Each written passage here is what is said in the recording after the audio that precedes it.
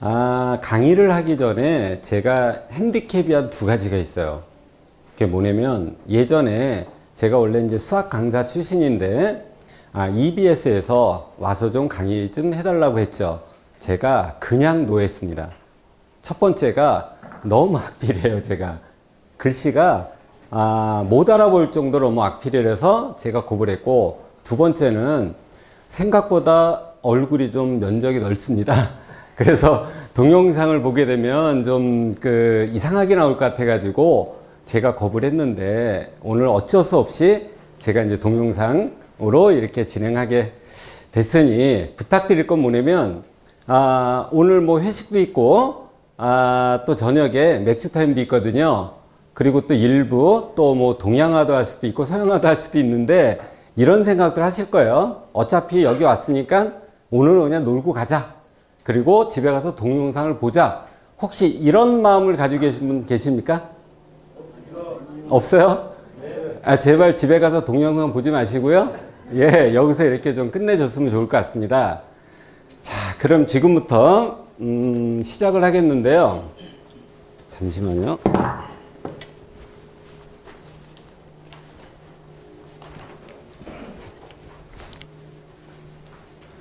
먼저 조금 난사스러운 부분인데, 여러분들이 제가 지금 14시간을 수업을 합니다. 굉장히 어떤 지루한 그런 부분인데, 저를 믿어야 되거든요. 여기 있는 사람이 이 분야에서 1인자다라는 걸 여러분들이 믿어야지만 수업이 순조롭게 될 것 같아요. 제 소개 먼저 해드리겠습니다. 뭐 일반적인 건 소개 안 드리고요. 제가 학원을 한 20년 운영을 했어요. 여기 보시면 보습학원은 10년, 어학원 10년 이렇게 운영을 했고요. 그리고 제가 대표이사 겸 회장을 맡았는데, 그러면 제가 조직 관리를 잘할 수 있을까 아마 의심 날 수도 있는데, 제가 중랑구 동대문 어학원 협의회장도 했었고요. 예전에 동아스쿨이라는 게 있었어요. 아주 오래전에. 전국에 회원수가 한 800개 정도 됐는데, 거기에서 제가 전국 협의회장을 했었고요. 또 요거는 이제 영어학원인데 한 회원이 한 500명 정도 돼요. 그거에 이제 전국 이제 프랜차이즈 회장도 했었고요. 마지막에는 외대어학원이라고 아시죠? 부산에서는 그래도 여러 개 있는데, 거기서 이제 제가 전국 협의회장을 했었고요. 그리고 이제 컨설팅은 제가 2009년도에 학원을 그만두고 컨설팅 직원으로 일했습니다. 근데 그 3년 동안 제가 대한민국에서 가장 많이 계약을 했습니다. 매출도 가장 높았고요. 근데 오늘 저하고 같이 대전에서 같이 일할 파트너가 오셨는데, 그 분은 제가 학원을 이렇게 팔아드렸던 분입니다. 한 권리가 한 4억 정도? 예. 그래서 오늘 오셨고요. 그리고 제가 2013년도서부터 KMP 아카데미라는 그 학원 전문 컨설팅 회사를 만들었는데, 만들자마자 6개월 동안 그 업계 1등을 했어요. 한 3년간. 근데 뭔 문제가 있었냐면 1등을 올려놨는데 직원들이 다 나가서 차리는 거예요. 너무 쉬워 보이는 거죠. 예, 그래서 지금도 운영을 하고 있는데 접으려고 생각하고 있어요. 직원들이 키워놓으면 나가고 근데 여기 계신 분들은 나갈 이유가 하나도 없죠. 왜냐하면 이분들은 계약을 하면 제가 수당의 50%를 드리는데 여러분들은 100% 가져가시잖아요. 예, 나갈 이유가 전혀 없을 것 같아서 시작하게 되는 거고요. 그리고 현재는 뭐 다 아시겠지만 인천 지부 회장으로 있고요. 그리고 P&A 컨설팅 제가 이제 총괄 지금 준비위원장을 맡고 있습니다. 예. 그래서 지금부터 요것만 보더라도 제가 하는 말을 다 믿고 이해하고 어떻게 따라갈 수 있을 것 같습니까? 네. 예, 감사합니다. 감사합니다. 물 좀 주세요. 물.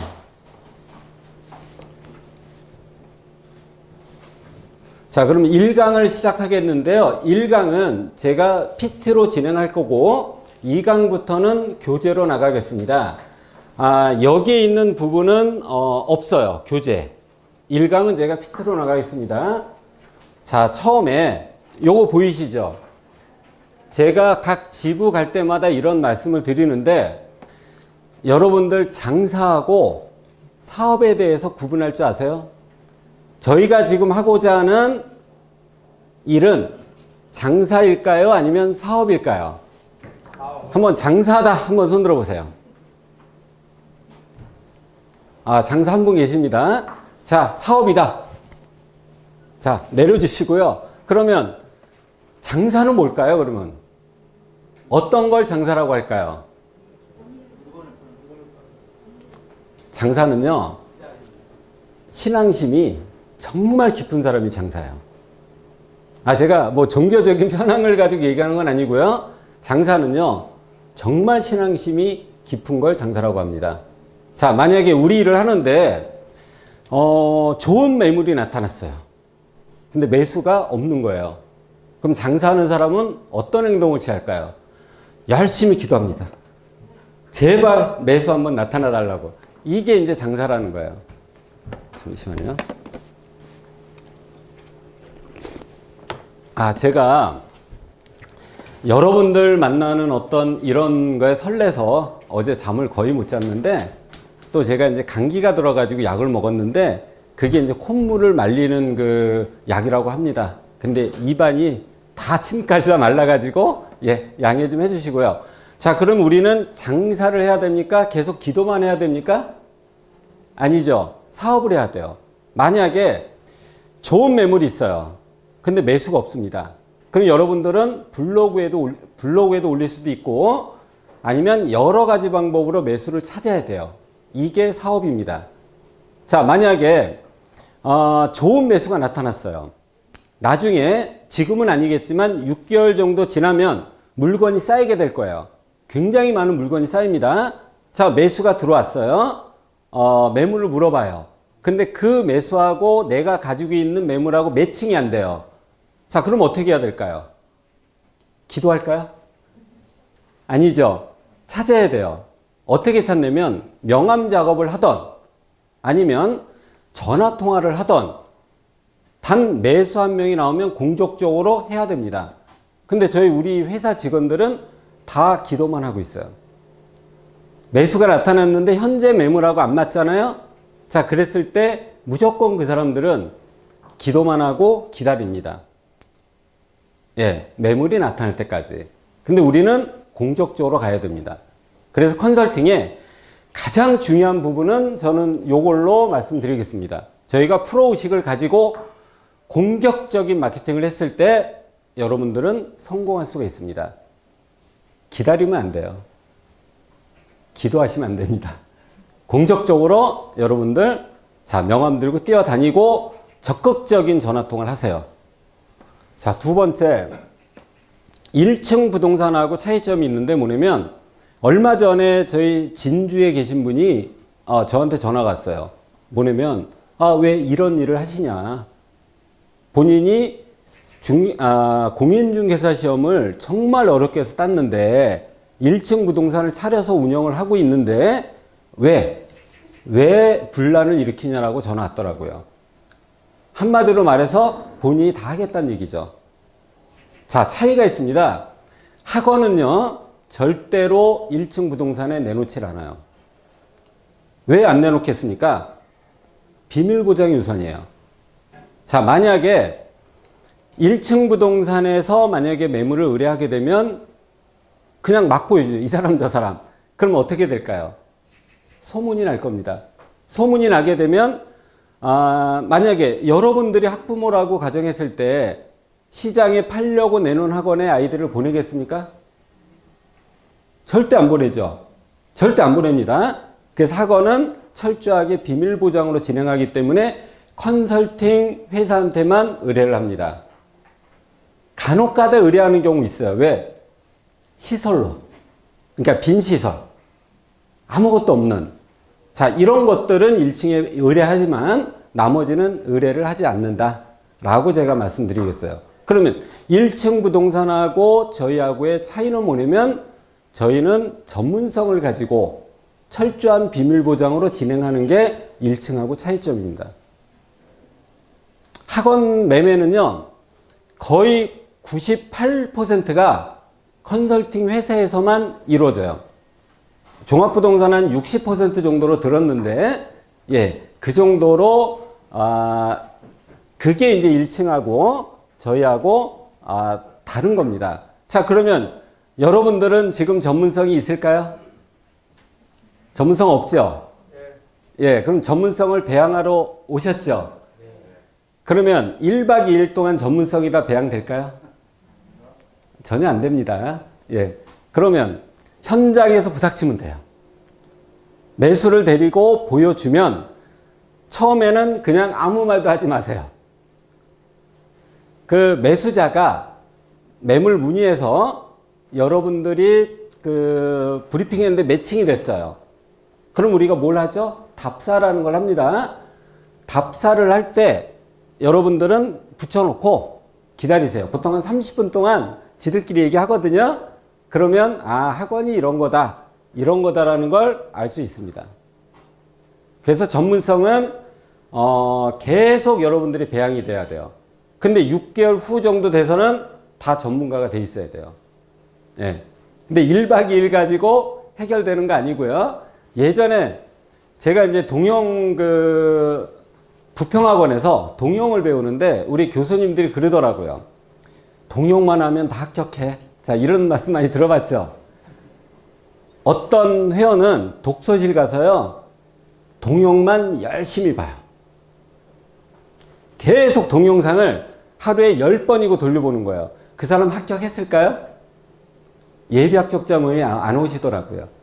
그래서 제가 이제 동영상을 찍고, 매뉴얼북은 원래 제가 서술형을 하려다가 너무 길어져 가지고 간단하게 제가 다 만든 건데요. 이것만 가지고 해결될까요? 절대 안 됩니다. 그리고 제가 이 업계에 계약을 가장 잘하는 사람인데 제 스타일대로만 하면은 다 성공하실까요? 절대 안 그렇죠. 사람들마다 자기 스타일이 있어야 돼요. 저한테는 그냥 기본적인 걸 배우시는 거고 자기만의 스타일을 개발해서 진행했을 때 여러분들은 성공할 수 있습니다. 자, 그 다음에 권리금은 여러분들이 많이 걱정하는데 권리금은 중개대상물이 아니에요. 계약서를요, 누구든 쓸 수 있고요. 수수료에 대한 제한이 없어요. 여기 이제 부산 우리 회원분들 많이 왔는데 커피숍 그 판례가 있습니다. 그게 어떤 거였냐면 권리가 1억인데요. 1,400을 받았어요. 2,800만 원 받았습니다. 초과보수죠. 그게 대법원까지 갔는데 2,800 받은 이 자체가 중개대상물이 아니기 때문에 초과보수가 아니다라는 판명이 났습니다. 그래서 저희는 앞으로 권리금에 수도권은 매수자 7%, 매도자 7, 매수자 5, 수도권을 제한 지역은 그냥 8%, 뭐 10% 막 하시면 돼요. 저희 회사에 있다가 나간 직원 중에 권일택이라는 사람이 있어요. 지금 대구에서 하거든요. 그 친구가 작년도 1년간 매출이 2억이래요. 근데 그 사람 집이 대구가 아니에요. 서울이에요. 서울인데 기차 타고 내려가서 답사도 하고 매물도 확보하고 이런 식으로 계약을 하는데 2억을 했어요. 대구에서만. 근데 얘는 원래 별명이 이제 건삭이거든요. 예. 그래서 좀 아마 이 2억을 그 친구가 정상적으로는 하지 않았을 거라고 봐요. 그러면 어떻게 해서 2억을 올렸을까요? 아마 수수료를 많이 받았을 거예요. 예를 들어서 권리가 2억인데 2억만 받아줘. 그럼 이 친구가 뭐 2억 5천에서 5천 땡기고 막 이런 식으로 했을 거예요. 어쨌든 수도권을 제한 나머지 지역은 수수료 10을 부르던 9를 부르던 8을 불러던 아무런 의의 제기하지는 않을 거라고 봅니다. 예. 자, 다음. 이 부분, 제가 오늘 1교시 때 굉장히 많은 부분을 제가 말씀드릴 건데 아주 중요한 부분 말씀드릴 거예요. 자, 왜 이렇게 1교시에 제가 다 던지려고 하냐면 14시간 강의잖아요. 근데 제가 체력적으로 좀 어제 잠도 못 자고 어쩌면 119에 실려갈 수도 있어요. 자, 그러면 1교시만 들어도 1박 2일 효과는 충분히 나요. 그리고 여러분들은 나가서 족구도 하시고 저녁에 이제 술도 많이 드시고 제가 이제 쓰러지면 그래서 1교시에 던지려고 하는 거고, 자, 이 부분이 가장 중요한 부분이에요. 자, 우리 직원들은요 이렇게 합니다. 제가 우리 직원들 꼴보기 싫어서 제가 지금 회사를 엎어버리고 하려고 하는 건데, 자, 우리가 이제 네이버 파워링크 합니다. 그리고 우리 회사는 너무 착한 회사예요. 뭐냐면 회사에 TM 직원이 있어요. 여자 직원. TM을 해줘요. 그럼 매물 올려놓겠죠? 그리고 직원들은 집에서 누워 있습니다. 매수자가 문의가 와요. 이거 보여주세요 라고 문의가 와요. 그럼 보여줘요. 계약이 될까요? 계약이 되겠습니까? 절대 안 됩니다. 전략이 필요한 거예요. 자, 그게 뭐냐면 만약에 권리가 1억이에요. 보증금이 1억입니다. 얼마 들어갈까요? 총 2억 들어가죠. 그러면 2억을 투자해서 진행하는 그 매수자 입장에서는 그게 전 재산일 수도 있겠죠. 전 재산을 투하해서 사업을 하려고 하는 겁니다. 근데 잘만 되면 굉장히 좋아요. 학원 권리금이 높지 않아서 권리가 1억 정도면 1,000만 원 정도 남아요. 한 달에. 그 정도면 괜찮잖아요. 그래서 한 달에 돈 1,000만 원을 벌기 위해서 2억이라는 돈을 투입하는 거예요. 커피점도 마찬가지예요. 보통 권리가 뭐 2억, 3억 이렇게까지 갑니다. 자, 그 사람이 학원을 왔습니다. 학원 왔을 때 원장 말만 듣고 가서 계약할까요? 아니면은 어떤 단점, 리스크를 따져볼까요? 따져보겠죠. 자기 생계가 걸린 거라서 와서 혹시 여기에 불안한 요소, 요거 불안한 요소 이런 게 없을까라고 꼼꼼히 따져봅니다. 따져봐요. 자, 근데 하나가 좀 마음에 안 걸리는 게 있어요. 좀 찜찜해요. 이러면 계약을 빨리 결정할까요? 아니면 고민을 무지 많이 할까요? 무지 많이 합니다. 그 다음날 또 와봐요. 그게 마음에 걸리는 거예요. 저 같은 경우 어떻게 하냐면 절대 매물 몇 번 보여주세요 라고 해서 내가 네 알겠습니다 그러진 않아요. 어떻게 하냐면 그 학원에 대해서 제가 파악을 충분히 해서 그 학원에 먼저 단점을 먼저 쏟아버려요. 단점. 어차피 그거는 현장 가더라도 보이나요? 안 보이나요? 보이는 단점은 얘기하는 거예요. 그 대신 장점으로 덮어버려요. 자, 그랬을 때 제가 그 학원의 장점적인 정말 좋은 점을 여러 가지를 제가 피력했어요. 단점도 얘기했어요. 단점을 충분히 덮을 수 있는 장점을 얘기를 했습니다. 자, 그리고 데리고 갔을 때 그 사람은 나쁜 점이 보일까요? 안 보일까요? 잘 안 보여요. 그거는 이미 들었잖아요. 단점은 이렇게 해소가 된다는 것을 알았기 때문에 그 다음부터는 이 사람이 좋은 점만 봅니다. 그래서 계약 가능성은 더 높아요. 그러니까 우리가 나중에 매물 번호가 올라가요. 매물 올리면 매물 번호 뭐 1번, 2번, 3번 그럼 매수자가 어떤 사람 문자로도 와요. 3번 보여줄게요 이래요. 그럼 우리 직원은 어떻게 하냐면 언제 가능합니까? 그래서 뭐 문자로 며칠 가능합니다. 그러면 양도인한테 전화해서 몇 월 며칠 보려고 하는데 시간 괜찮으세요? 이렇게 나갑니다. 계약 안 돼요. 예. 근데 게을러서 그러면 왜 그 사람도 알면서도 브리핑할 때 세부적인 내용을 왜 못할까요? 그 사람은. 우리 직원은. 현장 실사도 안 되고 그 주변의 세대수라든지 장점을 파악을 못한 거예요. 단점도 파악 못한 거예요. 그럼 어떻게 해야 돼요? 일단 보여주고 나서 나와서 뒤에서 뭐, 여기 학원은 뭐가 좋고, 아무리 얘기해봤자, 예, 통하지가 않아요. 정말 중요한 부분입니다. 그래서 제가 오늘 1박 2일 동안, 강의하면서 가장 중요한 게 이 부분이에요.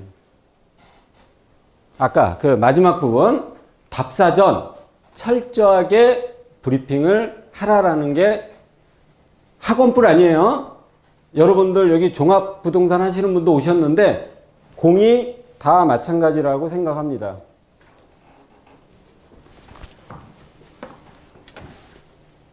자, 그래서 요게 가장 중요하다는 거예요. 네. 이것만 여러분들이 실험만 하더라도요, 계약이 그냥 보여주는 것보다는 한 2배 정도. 근데 여기에서 여러분들 소공으로 계신 분도 계실 테고, 예, 뭐 이렇게 개공도 계실 텐데, 자, 집 보여주세요. 그럼 보여주죠. 그 습관이 만약에 몸에 배면 계약은 못 합니다. 철저한 매물 분석이 필요합니다. 자, 그 다음. 자, 계약 포인트. 원래 이게 마지막에 들어갔어야 되는 건데, 아까 제가 쓰러질까봐 미리 이제 시작하고 진행하는 건데요. 계약 포인트를 말씀드릴게요. 처음에 뭐라고 나와 있나요? 계약 포인트가 있어요. 제가 한 가지만 말씀드릴게요. 얼마 전에 최근에 계약한 건데, 최근에 계약했습니다. 어떤 게 있었냐면, 권리금이 되게 저렴했어요. 이게 나중에 얘기할 거지만 그냥 한번 흘려 들으세요. 그러면 나중에 또 나올 거예요. M&A라는 게 있습니다. M&A. 그게 뭐냐면, 인수합병이잖아요. 학원에서 잘 운영이 안 됐을 때 아이들만 그냥 파는 거예요. 넘기는 거예요. 예. 학원 시설을 넘기는 게 아니라 아이들만 넘기는 거예요. 무슨 말씀인지 이해 가시죠? 예. 자, 그때 한 명당 매출이 2개월이에요. 자, 만약에 매출이 2천이에요. 그럼 4천 밖으로 넘기는 거예요. 그것도 사실은 저렴할 거 아니에요. 받는 입장에서는 굉장히 도움이 될 거 아니에요. 자, 근데 만약에 권리가 매출이 2천인데, 매출이 2천이에요. 권리가 만약에 3천이에요. 그 학원, 시설까지 통째로. 저렴할까요? 저렴하지 않을까요? 엄청 저렴하잖아요. 아이들만 넘겨도 4천을 받는데, 시설까지 다 포함해서 권리가 3천이에요. 굉장히 저렴하죠. 자, 이걸 가지고 제가 처음에 브리핑할 때도 원장님 이거 완전 금매라고 M&A를 해도 4천을 받을 수가 있는데 여기 권리가 3천이다. 이걸 제가 이 학원은 계약 포인트를 잡았어요. 모든 학원들은요, 계약 포인트가 다 다르잖아요. 그렇죠? 학원이 100개가 있으면 100개가 100가지일 수도 있어요. 그걸 잡았어요. 자, 그러면 처음 브리핑할 때 얘기를 했어요. 그리고 보여주는 걸 답사라고 하죠. 답사하기 전에 얘기했고요. 답사하고 나와서 또 얘기를 하잖아요. 그때 얘기했고요. 계약을 제가 좀 빨리 이렇게 진행해 달라고 할 때 얘기를 했어요. 그러면 완전 이거 세뇌 교육이에요. 이 사람은 이게 머리에 박히는 거예요. 인이 박힌다고 하잖아요. 그래서 결정적인 계약 포인트가 있으면 그걸 반복하는 거야. 똑같은 말로 반복하지 마세요. 예, 좀 형태를 달리해서 반복하는. 이 기술만 여러분들이 익히면 계약 정말 많이 할 거예요. 자, 이거는 학원 컨설팅에서만 적용될까요? 다 적용됩니다. 예, 종합부동산도 적용되고요. 집 보여줄 때도 적용돼요. 그러니까 매수자가 보기에 정말 특별한 조건이 있으면 그거를 계속 강조하는 거예요. 예. 그러면 나중에 그 사람은 머릿속에 온통 그거밖에 없어요. M&A를 해도 4천인데, 내가 망해도 그냥 아이들만 넘겨도 되고, 시설은 시설대로 넘기면 되고, 이런 생각도 한단 말이죠. 가장 중요한 부분이, 자, 저겁니다. 자, 그리고 임기응변에 강해야 돼요. 임기응변. 원래 제가 칠판에다가 사례를 적어야 되는데 사례를 안 적고 하겠습니다. 자, 제가 이 컨설팅 한 지 한 1년도 안 됐을 때입니다. 1년도 안 됐을 때인데 연희동에 요 키즈 칼리지라는 학원이 나왔어요. 예. 거기가 보증금이 5억이었어요. 보증금 5억. 그 다음에 권리가 3억이었어요. 3천만 원 남았습니다. 자, 분위기 어때요? 이거 팔 수 있는 분위기일까요? 아니면 못 파는 분위기일까요? 아니, 학원 전혀 모르시더라도 한번 얘기해 보세요. 보증금이 5억이고, 근데 그 정도 평수, 다른 지역은 뭐 대충 뭐 1억에 한 600 이렇게밖에 안 돼요. 근데 연희동은 비싼 동네잖아요. 그 뭐 전두환 뭐 이렇게 사는 그 동네인데 5억에 임대료가 1,000만 원이었어요. 그리고 3천만 원 남아요. 자, 근데 권리가 3억이었어요. 여러분들 팔 수 있을까요? 저 못 판다고 생각했어요. 전혀 이건 못 판다. 근데 이 분이 저한테 계속 팔아달라고 오는 거예요. 매물 저한테 의뢰했는데 그 매물을 제가 독점으로 가지고 있었는데 제가 이 일 시작한 지 1년도 안 됐을 텐데 계속 저한테 귀찮게 전화가 왔어요. 그래서 어쩔 수 없이 제가 한 분을 보여줬어요. 이제 모녀인데 외국에서 다녀온 사람이에요. 저는 그걸 왜 보여줬는지 아세요? 그냥 우리말로 그런 게 있어요. 이제 가라답사. 있어요. 이제 가짜로. 그러니까 너무 보여달라고 하니까 내가 고객이 너무 없는 것 같잖아요. 그래서 그냥 한번 보여줬어요. 그리고 둘러봤어요. 그리고 나왔어요. 그러면 저는 그 사람한테 그 매물을 설득할 이유가 하나도 없잖아요. 저는 못 판다고 생각했어요. 그냥 버리는 매물이에요. 아니 근데 이 매수자가 저한테 커피 한잔 하자는 거예요. 깜짝 놀랐어요. 저하고 커피 한잔 하면요 누구든 다 계약합니다. 한 시간만 얘기하면 다 계약해요. 근데 저보고 아니 커피 하재요. 그래서 이거 뭐야? 한번 작업해봐? 자, 이런 생각 했습니다. 자, 그래서 커피를 마시는데 이분이 외국에서 왔어요. 왔는데 돈은 좀 많은 것 같아요. 근데 그 사람도 이 매물엔 관심이 없는 거예요. 방금 봤던 매물은 전혀 관심이 없는 거예요. 이 사람은 오로지 내가 이렇게 정직해 보이니까 또 제가 학원 한 20년 운영했다고 하니까 추후에 좋은 매물을 소개시켜 달라는 의미에서 커피숍을 간 거야. 낚였어요, 그 사람. 제가 이제 커피 먹으러 가서 그러면 이걸 팔아야 되겠다라고 제가 생각을 한 거예요, 순간적으로. 그래서 제가 20고개를 했습니다. 아시죠? 여러분들 20고개. 예. 여기가 영어 유치원 있는 거예요. 오전에는 유치부 애들, 오후에는 초등학생들 이렇게 있는 곳인데 초등학교 어학원은 저도 해봤거든요. 3개월 하면서 애들이 막 쭉쭉 빠져요. 신규로 들어오면 머리 아프죠. 근데 영어 유치원은 3월 정도에 입학이 되면 어느 정도 이게 들고 나구가 좀 적은 편이에요. 자, 그래서 제가 얘기를 했어요. 영어 유치원 할래요? 아니면 초등 대상 어학원 할래요? 여러분들은 어떤 거 하시겠어요?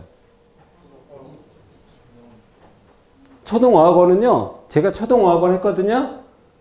제가 지금 이 교육은 못해요. 제가 처음 해보는 거예요. 학원 컨설팅 교육은 제가 학부모 설명회 정말 잘하거든요. 한 텀에 100명씩 제가 등록을 시켰어요. 근데 나가는 애들도 60, 70명 나가요. 3개월 한 번씩 들고 나고 막 광고하고 정신없어요.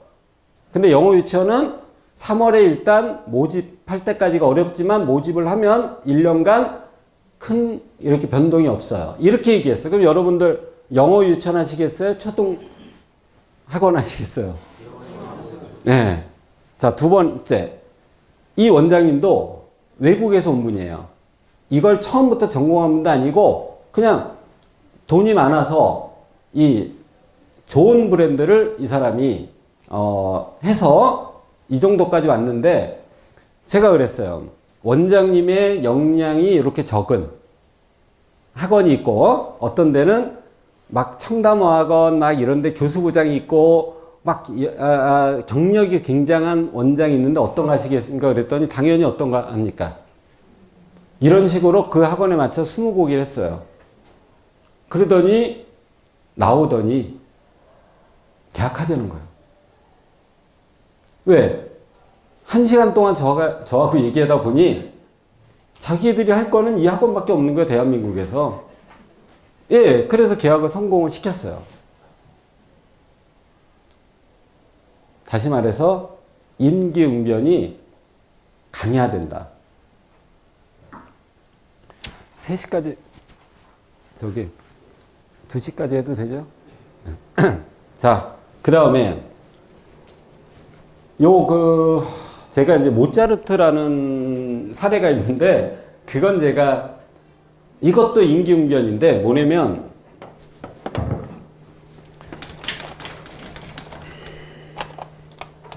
자, 이거는요. 들어보면 여러분들 깜짝 놀랄 거예요. 제가 어떻게 계약한 건지. 이거 계약한 지 얼마 안 된 곳인데요. 칠판 잘 보이시나요? 예. 자, 제가 오전 10시에 모차르트라는 데를 제가 계약을 모차르트를 보여주기로 한 거예요. 그냥 답사예요. 자, 그리고 그 1시에 제가 이름을 까먹어 가지고요. 음악학원을 보여주기로 했어요. 음악학원을 보여주기로 했습니다. 자, 10시에 요 모차르트를 보여주고 1시에 요 음악학원을 보여주기로 했던 겁니다. 자, 근데 뭐가 틀리냐면 여기 같은 경우는 순수입이 500만 원이에요. 모차르트는.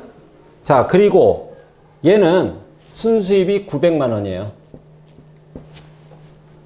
아이들은 여기가 한 120명 됐었고, 자, 여기는 아이들이 한 80명 이렇게 됐어요. 자, 어떤 게 조건이 좋나요? 얘를 A라고 하고 얘를 B라고 했을 때 어떤 게 조건이 좋을까요? 얘는 순수입 한 달에 500 남고 애들이 80명, 여기는 900 남고 이렇게 돼요. 자, 권리금이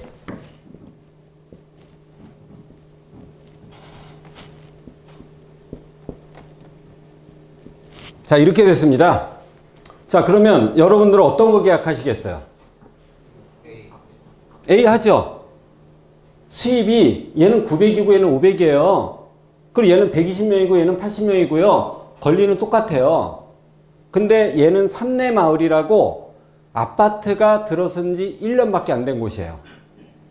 예, 여기는 1년 됐어요. 여기는 1년 된 곳이고 여기는 8년 된 곳이에요. 앞으로의 발전 여지는 어디가 더 있을까요? 위에가 더 있습니다. 근데 제가 여기를 10시에 보여주고 여기를 1시에 보여준 이유가 있었어요. 뭐였냐면 얘를 대충 브리핑하고 얘를 계약시키려고 이렇게 보여준 거야. 전략이었죠, 전략. 하루에 2개를 보여준 게 요거를 보여주고 텀이 있죠. 텀 있는 동안에 제가 어딜 갔을까요? 커피숍 갔죠. 아까 제가 얘기했잖아요. 저랑 커피 마시는 분은 다 계약한다고요. 예, 그래서 커피숍을 갔어요. 근데 돌발 상황이 발생했어요. 돌발. 뭐였냐면 내가 얘를 브리핑하면서 얘를 브리핑하는데 이거를 다른 컨설팅에서 봤다라는 거예요. 자, 그러면 그 다음부터는 어떻게 해요? 제가 어떤 걸 버려야 될까요? 얘를 버려야죠. 이거 다른 컨설팅에서 봤다니까요. 저는 2개를 약속해서 얘를 보여주고 커피숍으로 데리고 가서 일부러 텀도 길게 놨어요. 이거를 충분하게 브리핑해서 이걸로 계약시키려고 했는데 다른 데서 봤더니 어떡하겠어요. 그래서 그때부터는 얘를 죽이기 시작을 한 거예요. 결국은 계약을 시켰어요. 네. 자, 어떻게 계약시켰냐면 얘는 1년밖에 안 됐잖아요. 그쵸? 1년밖에 안 됐기 때문에 지금 아이들이 80명이면 3년 후 정도 되면 120명이 갈 거라고 얘기를 했어요. 아예 커피숍 가서 제가 연장 꺼내놓고 A4 용지에다가 그리면서 얘기를 해줬어요. 자, 그럼 여기는 어떻게 될까요? 지금 120명인데 여기는 이미 세팅이 다 끝난 동네고 아이들이 줄어들기 때문에 아이들도 줄어들겠죠. 3년 후에 얘는 반대로 80명이 돼요. 자, 그럼 나중에 팔 때는 어떤 게 더 유리할까요? 위에가 유리하잖아요.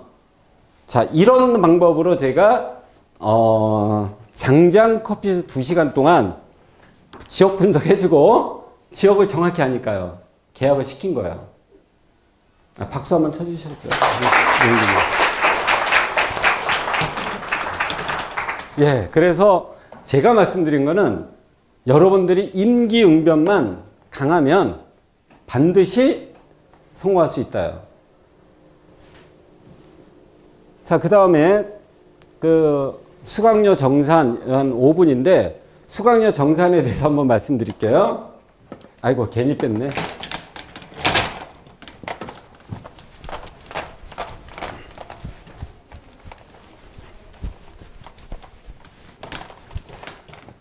자, 이 기술을 여러분들이 익히면 현장에서 바로 써먹을 거예요. 정말 대박 기술인데 잘 들어보세요. 자, 권리금이 1억이에요. 권리 1억입니다. 자, 보증금이 1억이에요. 자, 그러면 얼마가 필요한가요? 2억 필요하죠. 근데 매수자가 1억밖에 없으면 어떡해요? 어디 꼬을 데도 없어요. 네. 전혀 꼬을 데도 없어요. 그럼 이걸 놓칠까요? 아니면 이것도 계약을 시킬까요?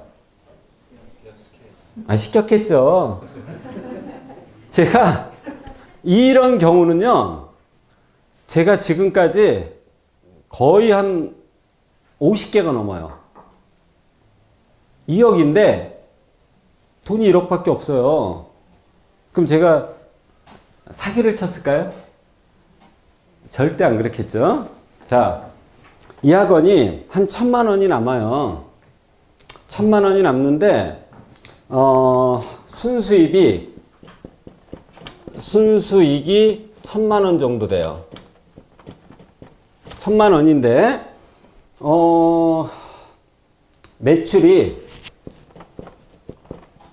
매출이 5천 정도 됐어요. 5천만 원 정도. 이 정도 됐습니다. 너무 적게 남는 거 아닐까요? 매출이 5천인데 수익이 1,000만 원이에요. 보통 학원들이, 큰 학원들은, 이거는 대형 학원이에요. 좀 큰 학원인데 수익성이 높은 학원 아니에요. 근데 20%에서 25밖에 안 남아요. 작은 학원은 굉장히 많이 남아요. 근데 큰 학원들은 뭐 차량도 운행하고 강사도 많고 하다 보니 수익률이 떨어집니다.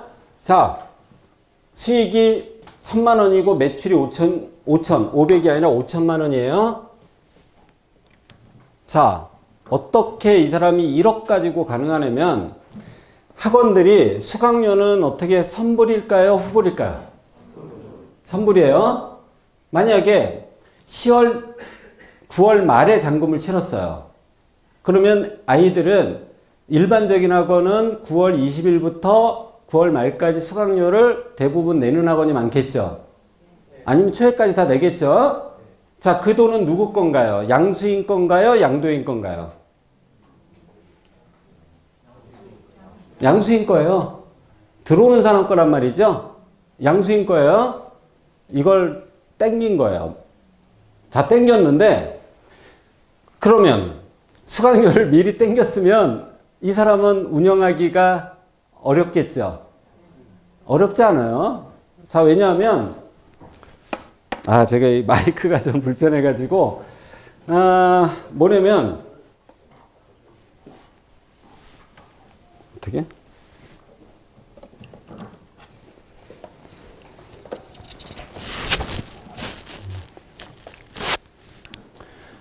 죄송합니다. 제가 공부는 잘하는데 이런 장기술을 제가 없어가지고요. 그렇다고 우리 공부 못하고 잔재주 좋다는 건 절대 아닙니다.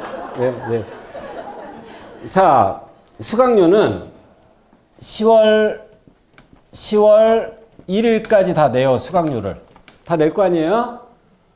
자, 그 다음 달 수강료는 언제 내냐면 10월 보통 25일부터 30일까지 아이들이 대부분 수강료를 내겠죠? 자, 그러면 우리가 9월 30일날 잔금을 치렀어요. 자, 그러면 지출은 언제 발생될까요? 강사료, 임대료, 관리비 모든 지출은 언제 발생될까요? 10월 말에 발생될 거 아니에요? 10월 말에. 지출이 이때 벌어지죠? 그러면 이때 들어온 거 가지고 얘를 메꿀 수가 있을까요? 없을까요? 있어요. 그러니까 최소한 5천은 잔금 때 우리가 빼줄 수가 있잖아요. 그리고 제가 요즘에 퇴직금이 무섭죠. 퇴직금 정산을 다 해요. 다. 그리고 교사들도 일할 정산으로 다 정산해서 양도인한테 주면 금액이 맞춰지더라고요. 예. 요런 스킬은 지금 뭐 시간이 없으니까 간단하게, 그러니까 금액이 모자란다고 해서 우리가 포기하면 안 되고요. 끝까지 잔금 정산을 어떻게 잘해가지고 이 사람이 초기에 돈이 부족해도 우리가 들어올 수 있겠다라는 어떤 감만 잡히면 충분히 모자라도 할 수 있다는 얘기예요. 자, 그러면 매수폭이 어떻게 돼요? 매수폭이 넓어지잖아요. 이거는요 학원만 발생되는 게 아니에요. 예, 다 똑같이 발생되는 거예요. 그런 스킬을 가지면 계약하기가 좋다. 그래서 아까 말씀드린 대로 1억 원이 모자라고 해도 수강료 정산, 퇴직금 정산, 급여 정산 이런 거 맞춰서 우리는 고객을 위해서 그 정도는 서비스가 돼야 된다라고 생각합니다. 그래서 이거는 정말 중요한 포인트고요. 그 다음에 제 어떤 결정적인 영업 노하우 중에 하나를 제가 말씀을 드리겠습니다.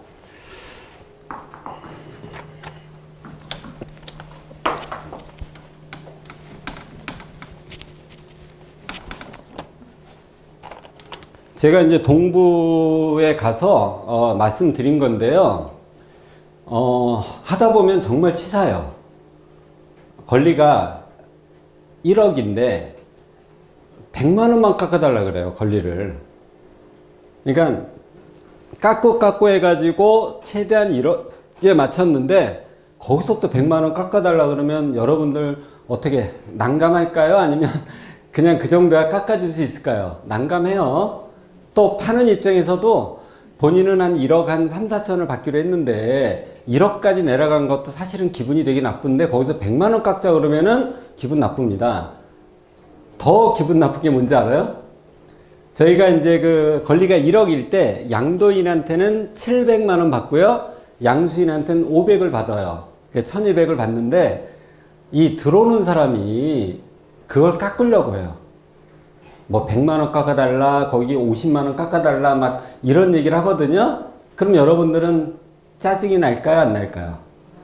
엄청 짜증나요. 왜냐하면 권리가 1억 5천, 막 1억 3천에서 내가 1억까지 내려주는 역할을 했으면 수수료는 500원 줘야 되는 거잖아요. 근데 그거를 깎더라고요. 그때 제가 써먹는 방법이 있습니다. 여러분들 그 교재 있죠?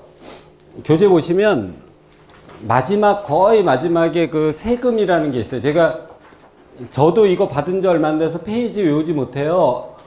우리 애들 교수님들은 다 페이지 외우죠? 근데 저 못 외웁니다. 거기 보면은 종합소득세라고 있어요. 좀 뒤에서부터 좀 회칙 이전에 그 회칙보다 먼저 나온 종합소득세가 있습니다. 90페이지래요. 종합소득세. 네, 90페이지예요. 자, 그러면 수입이 1억이 발생됐어요. 수입이 1억입니다. 여러분들 계산해 보세요. 어느 정도 세금을 내야 될까요?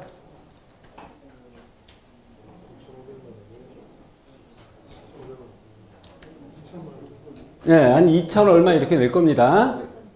권리금 1억이면은 누진공제를 빼야 돼요. 요율 곱해서 누진공제를 빼야 돼요. 그럼 대략 한 2천만 원 정도, 뭐 기본공제 이런 거 해봤자 뭐 150 뭐 얼마밖에 안 되니까.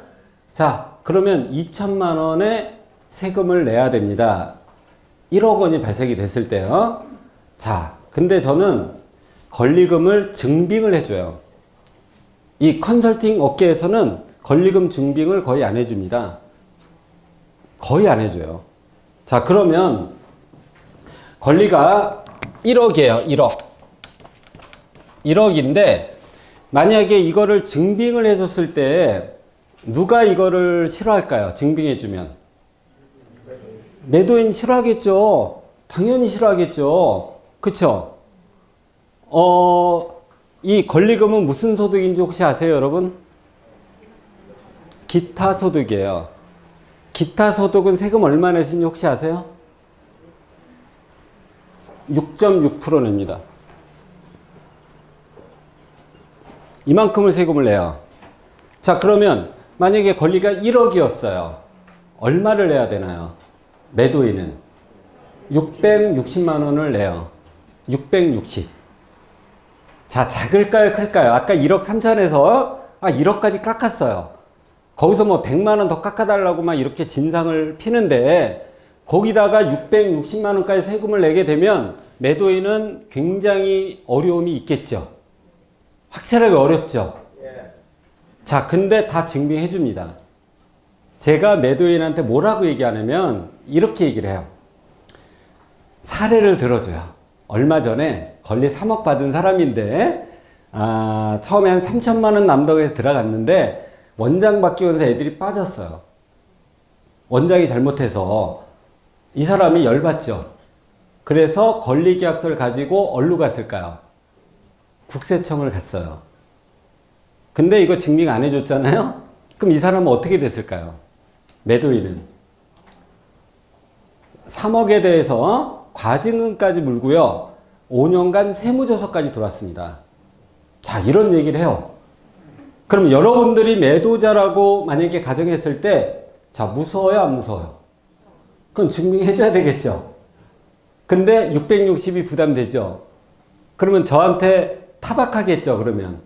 타박할 거 아니에요. 왜 타박하냐면, 진작에 이런 거 있으면 진작 얘기해야지. 그럼 내 권리를 더 올렸을 텐데, 안 깎아줬을 텐데, 이렇게 얘기한단 말이죠.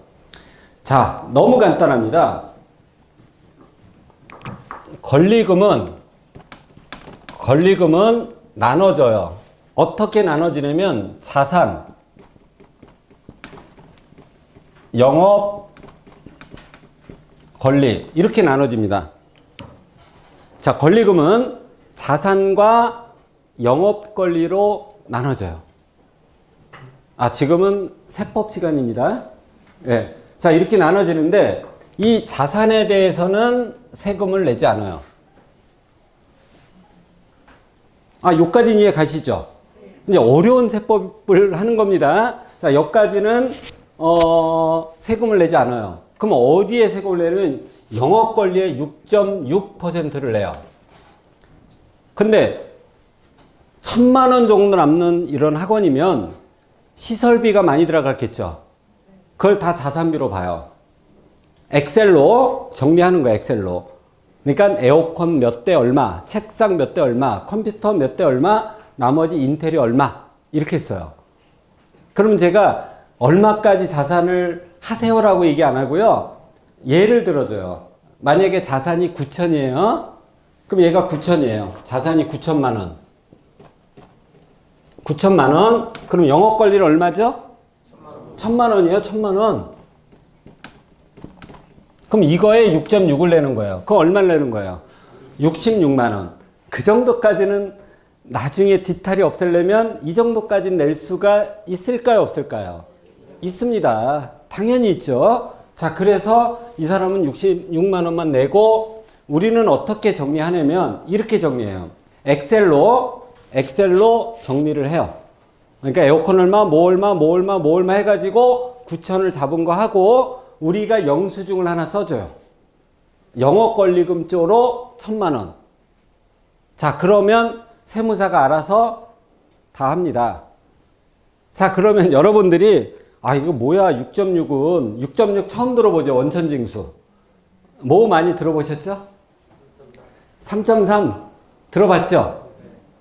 만약에 우리가 직원을 고용해서 그 분이 계약을 해서 세금이 발생되면 3.3의 원천징수를 떼고 나머지를 지급할 건데, 자, 100만 원일 때, 그러니까 6.6은 왜 나왔는지 가르쳐 드릴게요.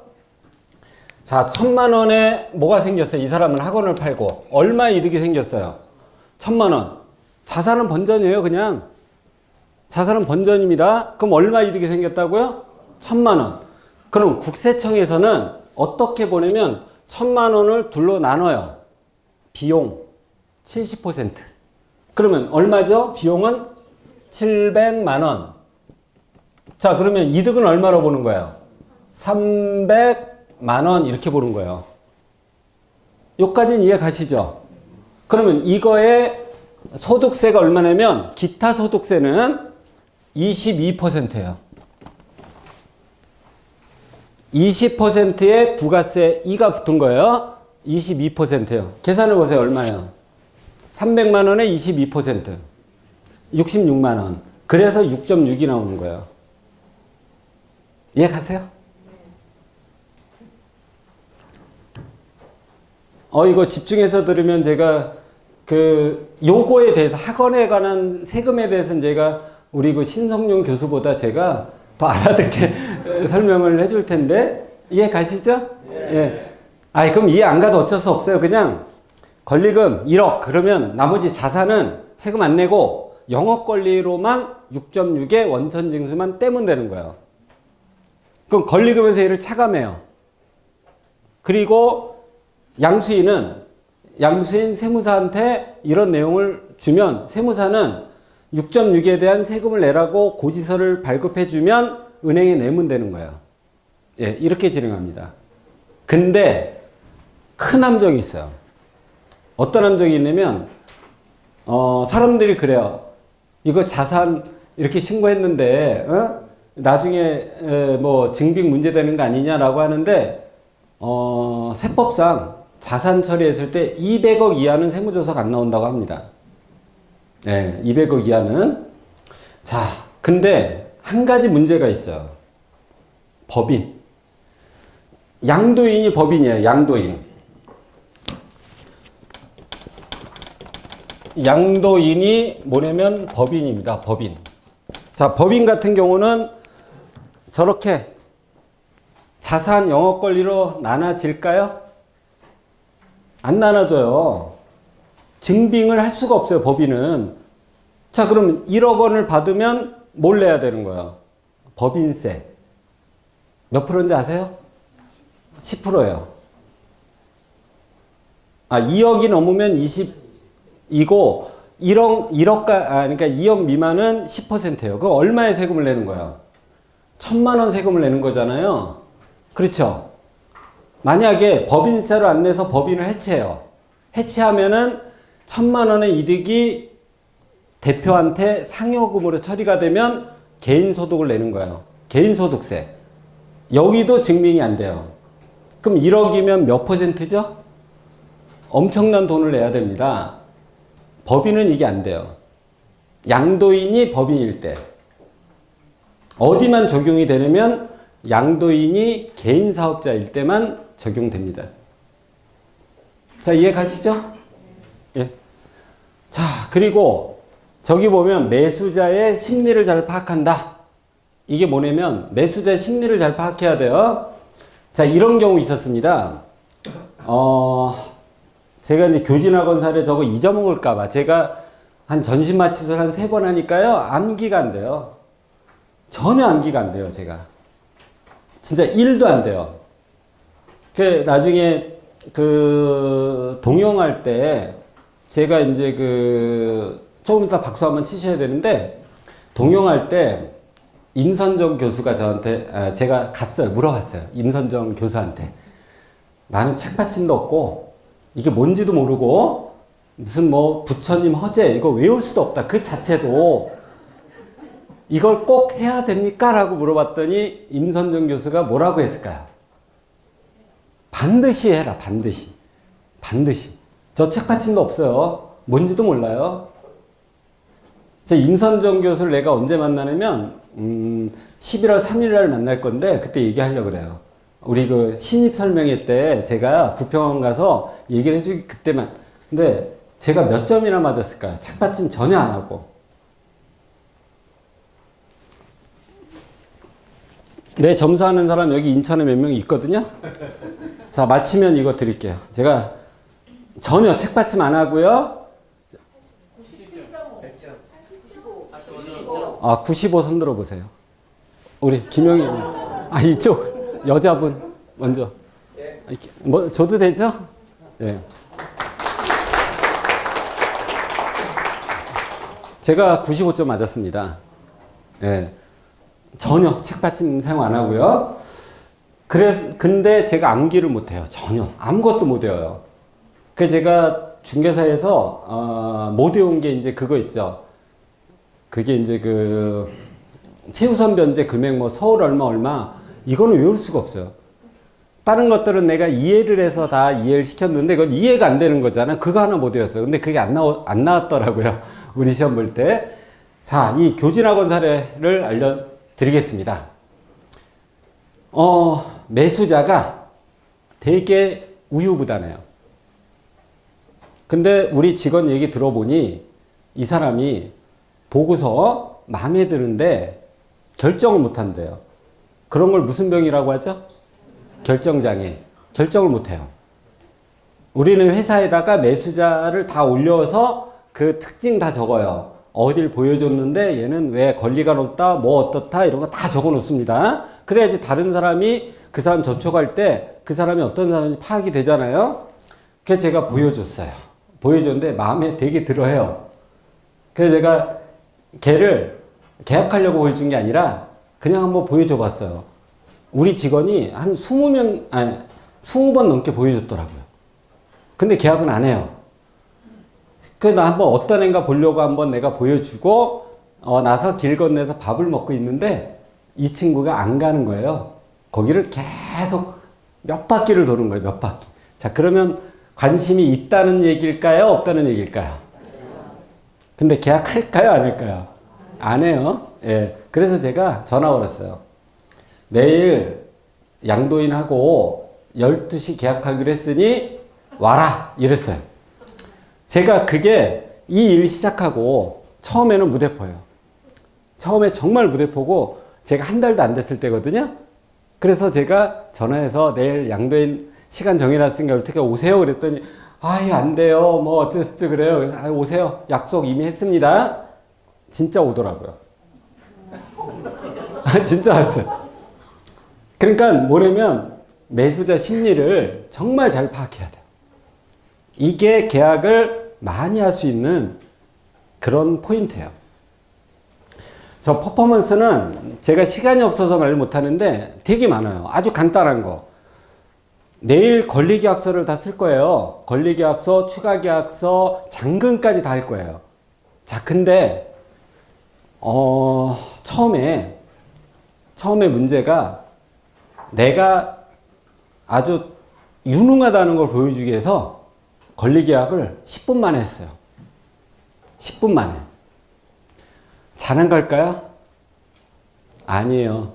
10분 만에 했더니 어떤 결과가 일어나냐면 나중에 잔금 때 중개인이 해준 게 뭐가 있어요?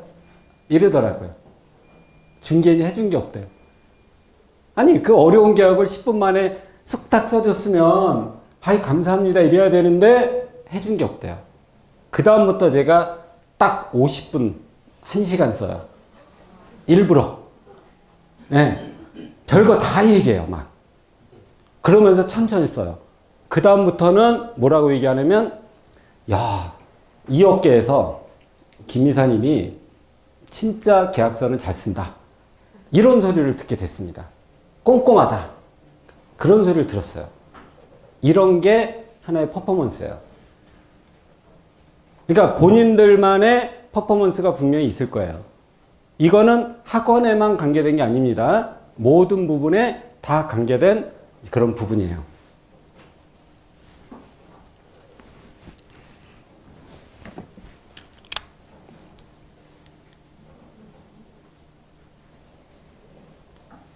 자, 이건 잠깐 뺐다가 다시 할게요.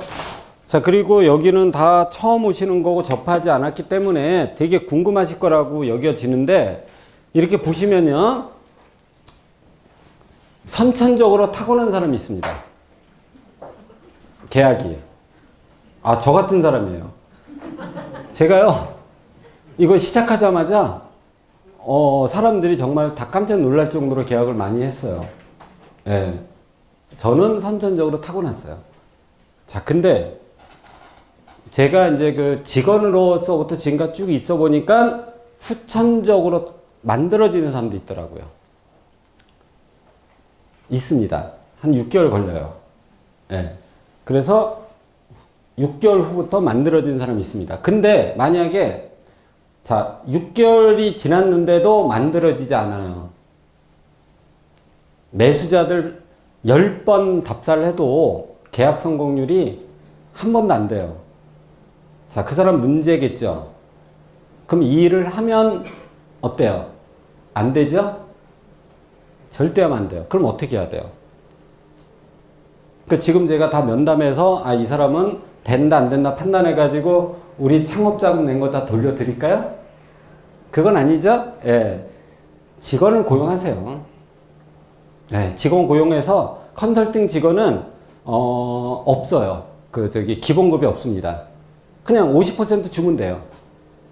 그리고 우리가 대전하고 우리 대전 어렵게 오신 우리 대전 최동열님, 네, 박수 한번 쳐주세요. 저희가 충청권이 무너졌는데 대전에 4개 지역을 사셨어요. 4개 지역을 다 하셔가지고 바쁘신데 종합대 교육인데 오늘 그냥 요 1교시만 듣고 가시라고 제가 이렇게 초대를 했거든요. 근데 저분 같은 경우는 혼자 하는 게 아니라 직원들을 다 써요. 직원을 써야 돼요. 그리고 저분한테도 얘기했지만 또 몇 사람 얘기했지만 이런 사람이 있어요. 예를 들어서 하고는 싶은데 다른 부동산이에요. 저희 애공의 28기나 27기가 아닌 방문각 나온 사람이에요. 그럼 그 사람 저희가 여기다 끼어들면 될까요? 안 될까요? 방문각도 다 받아들여요? 그냥? 뭐 세롬도 받아들이고 다 받아들일까요? 절대 아니죠? 자, 그런 분들은 그분한테 다 내라고 하고 70%를 주고 여러분들은 계약서만 써도 돼요. 그러니까 방법은 여러 가지예요. 여러 가지인데 단 영업 능력이 없으면 직원을 빨리 고용하세요. 자, 그리고 학원은요, 저희 1년 안에 저희 1등 업체까지 올라갈 거예요. 그렇게 연구할 거고. 자, 두 번째, 개업공인중개사, 소속공인중개사. 만약에 그 업무가 너무 바쁘면 직원도 한번 고려를 한번 해보세요. 그리고 무소속. 나는 개공도 아니고 소공도 아니고 컨설팅만 오로지 하겠다는 분 한번 손들어 보세요. 왜 한 명만 들죠?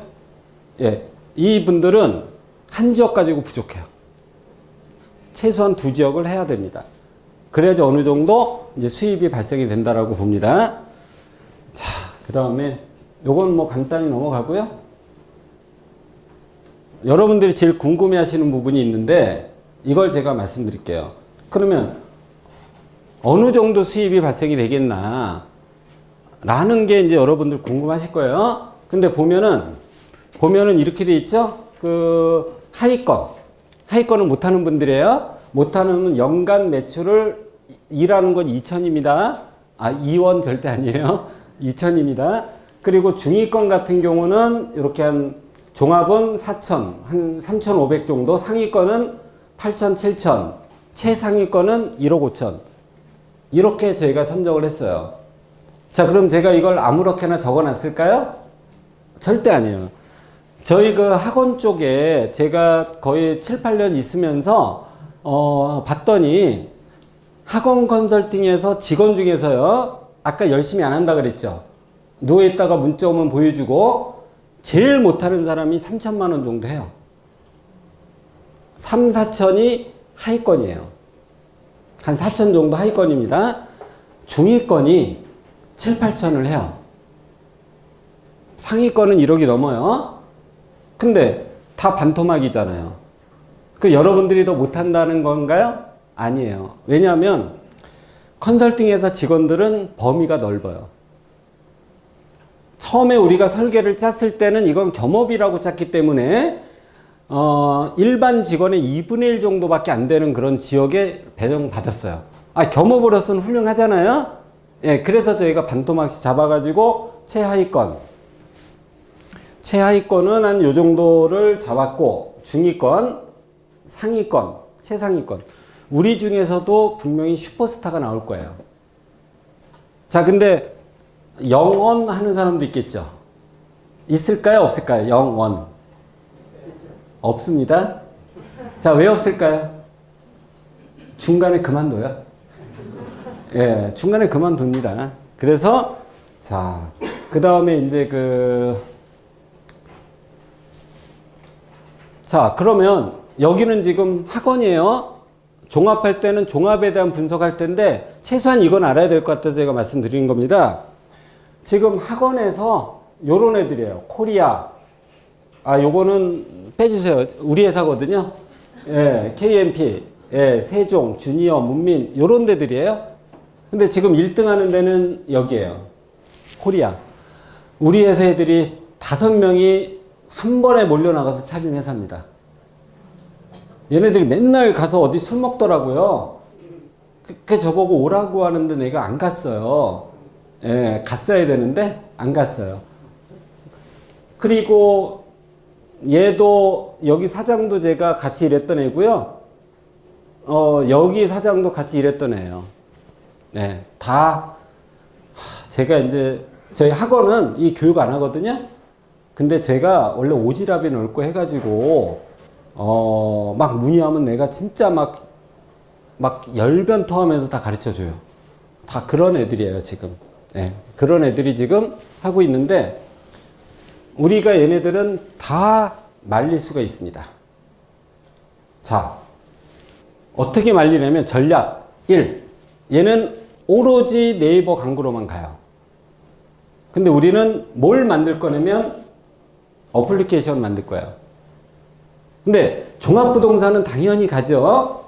근데 어플리케이션 만들면 뭐가 좋냐면 고객들이 다운을 받아놓으면 학원 매매라고 치고 안 들어올 거 아니에요. 받아놓으면 그 앱으로 들어오게끔 저희가 여러분들이 유도를 해주게 되면 뭐가 절약이 돼요? 광고비가 절약이 돼요. 그리고 소비자는 되게 편할 거 아니에요. 근데 사람들이 웃긴 게 학원 매매를 치고 들어오는데 이게 가장 높은 키워드인데 아니 그냥 즐겨찾기로 해놓고 회사 들어오면 될 거지 꼭 그 학원 매매 치고 들어와요. 광고비가 많이 나와요. 자, 두 번째 전략. 기존 학원들은 학원을 하려는 사람들 층으로 공략하는 거죠. 학원 매매 이렇게 치고 들어오잖아요. 우리는 새로운 고객을 타겟을 공략할 겁니다. 교포들. 왜냐하면 제가 교포들한테 큰 매물들을 많이 팔았거든요. 4년 전에 제가 청담을 팔았어요. 근데 권리가 10억이었어요. 수수료가 1억 2천 들어왔어요. 그럼 제가 많이 남았겠죠? 안 남았어요. 우리 직원 전체 동남아 여행 갔다 오니까 예. 예, 그리고 나서 뭐 선물 사주고 뭐하고 하다 보니까 어떤 애는 철부지 없이 동남아 갔는데 패키지도 아닌데 어디 끌려가서 갔더니 저기 뭐 금 이렇게 만드는데요. 철부지 없이 그거 사달래요.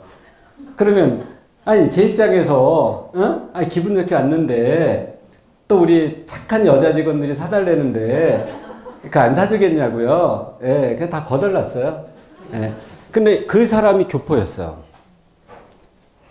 이 사람이 캐나다에서 40년 동안 돈을 엄청 벌었어요. 근데 향수병에 걸려서 들어온 거예요. 근데 학원만 산 게 아니라 뭘 샀냐면 강남에, 그건 저희가 계약한 게 아닌데 대형 설렁탕 집을 샀대요. 막 그런 데 있죠. 주차장 막 한 50몇 대 들어가고 막 이런데 금액 엄청 높겠죠. 그러니까 학원도 하나 사고 그 청담이 한 달에 6천만 원이 남았거든요. 그거 하고 설렁탕 집 하고 뭐 주식 선물 투자하고 땅도 사고, 예, 그런 분이에요. 자, 그러면 그런 분이 자주 나타날까요? 아니죠. 그럼 막 기도한다고 나타날까요? 안 나타나요. 공략하려고 합니다. 예. 공략하려고 합니다. 그리고 교사들이 빨리 명패를 해요.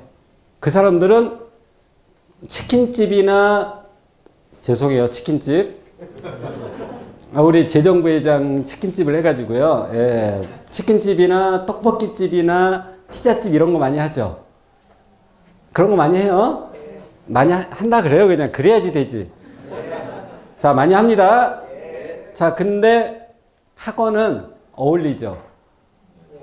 학교 선생님 출신인데 학원 하면 아무리 조그만 학원이라도 다 학부모들이 원장님 그래요. 듣기 좋잖아요. 근데 빨리 그만두더라고요. 요거를 공략하려고 합니다. 교원연합회, 명패자들. 이런 전략을 블루오션 전략이라고 하는 거죠. 그러니까 우리 꼭 하고자 하는 층이 아니라 새로운 층을 공략을 하려고 합니다. 그 다음 아까 요거 딱 보세요. 연구위원회 보이시죠? 그러면 앞으로 돌려볼게요. 이게 마지막이니까. 자, 아까 조직표를 제대로 보셨는지 모르겠지만, 자, 연구위원회 보이시나요? 저 이름 누구로 돼 있습니까? 네, 제가 연구위원회를 끌고 가려고 해요. 네. 원래 이 회장, 우리 서부 지역에서 이사 안 나갔어요. 네. 안 나갔는데, 우리 박형구 회장님을 제가 적극 밀어가지고 했는데, 사퇴하시면 제가 재선거해가지고 제가 다시 됐는데, 저는 연구위원만 하려고 그랬어요. 그래서 이걸 하기 위해서는 정말 젊은 브레인들이 필요해요. 저랑 같이 호흡을 맞춰가지고 또 이제 블로그라든지 그런 것도, 블로그 제가 내일 말씀드리지만 제가 나이가 56인데 블로그 같은 거 잘할 것 같아요? 아니면 컴퓨터 완전 컴맹일 것 같아요? 예, 저 블로그요. 내일 증명해 드릴게요. 제가 올리는 키워드 다 거의 1등이에요.